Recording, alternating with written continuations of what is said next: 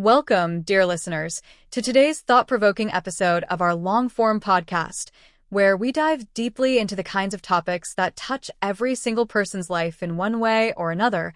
And in this particular session, we're going to spend a significant amount of time unraveling, reflecting upon, and debating one of the most fascinating and often controversial intersections of human experience, namely the relationship between education and money, which at first may sound like two separate things, but upon deeper reflection reveals itself to be an intricate web of values, opportunities, sacrifices, and consequences. And to explore this complex dynamic, I am joined by a brilliant guest, David, who has lived in different countries, pursued education in challenging environments, and also worked within systems that measure success in financial terms.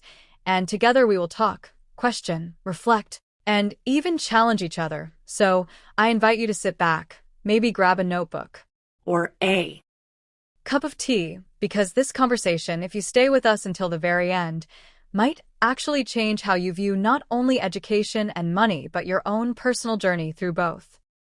Thank you, Emma. And let me begin by saying that the very act of placing education and money side by side in a conversation is powerful in itself, because it forces us to confront the uncomfortable but undeniable truth that while education is often spoken of in lofty terms such as knowledge, wisdom, enlightenment, or empowerment, in the practical reality of daily life, it is almost always measured, valued, and sometimes reduced to its ability to produce financial outcomes.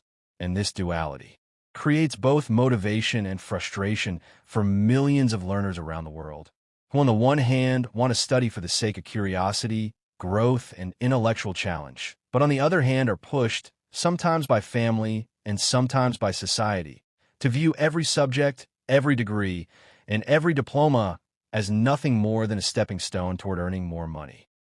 That is such an insightful starting point, David, and I want to expand it with a long reflection that has been on my mind for years, namely that the concept of education as a passport to financial success has been sold to generations, and while in many cases it has indeed allowed individuals to climb out of poverty or access opportunities that their parents never had, we must also acknowledge that in today's rapidly changing world, with technology, automation, and globalization reshaping industries faster than universities can design curricula, there is a growing gap between what education promises and what it delivers in terms of monetary outcomes, and this gap can cause disillusionment among students who borrow large sums, dedicate years of their lives to study, and then find themselves underemployed, questioning not only the economic value of their education but also their personal worth.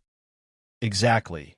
And this is where the conversation becomes even more layered, because money itself is not simply a reward for knowledge, but a reward for applying knowledge in context that the market values. And therefore, an individual who studies philosophy or literature may be incredibly educated in the sense of critical thinking, argumentation, and understanding of the human condition. But unless they find a way to translate those skills into areas that society is willing to pay for, they might find themselves financially struggling, which is not a reflection of the value of their education in human terms, but rather a reminder that money follows market demand, not necessarily intellectual depth. And this creates the painful paradox where some of the most enlightened individuals in society are not always the wealthiest. And perhaps that paradox is one of the greatest challenges we face as a global society, because if money continues to dictate which forms of education are considered useful and which are considered luxuries, we risk creating generations that pursue only financially promising fields while abandoning areas like history, arts, philosophy, and ethics, which may not directly make us rich, but are essential for building a humane and thoughtful civilization. And I sometimes wonder if the overemphasis on money within education systems is not only shaping careers, but also shaping the kind of people we become. Because if students are trained to think only in terms of return on investment, they may lose the sense of learning for joy, curiosity, and self-improvement. That is brilliantly said. And I want to add something very personal here, because in my own journey across different cultures, I noticed how, in some societies, education is not primarily about making money, but about social respect, dignity, and a sense of responsibility to the community, while in other societies the calculation is far more direct. How much will this degree pay me back in terms of salary? And how quickly? And this difference in perspective is fascinating because it shows us that money and education are not universal constants, but rather culturally filtered concepts. And I believe that when people move from one context to another, they often experience cultural shock, realizing that the degree that once brought them admiration in their homeland might be seen as useless elsewhere simply because the financial market does not reward it.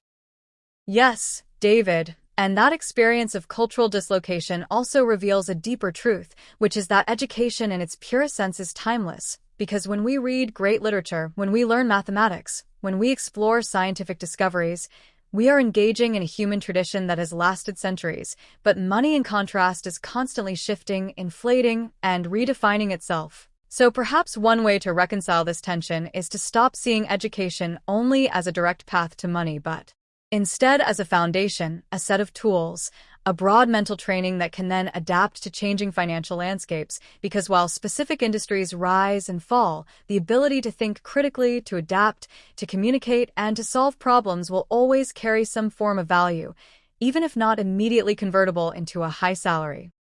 I completely agree. And let me also point out something slightly uncomfortable, which is that many institutions profit from the dream of education leading to wealth, and they actively market degrees as investments, knowing that students will borrow large amounts of money under the assumption that they will be able to repay them with high salaries. And while this sometimes works, in many cases it does not, leaving individuals trapped in debt, which means that ironically the very system that is supposed to liberate us through knowledge sometimes financially enslaves us. And this contradiction is one of the reasons why so many young people today are skeptical about traditional education models, seeking alternatives such as online courses, apprenticeships, and entrepreneurial ventures that may bypass the debt but still offer pathways to money. That's a strong and necessary critique, David, and it leads us to a broader question for our listeners, which is, how do we, as individuals and as societies, define success? Because if we measure it solely in money, then education that does not yield high income appears failed. But if we measure it in terms of human development, growth, resilience, creativity, and contribution to others, then perhaps we see a completely different picture, where even the so-called unprofitable fields of study are actually vital to our collective survival.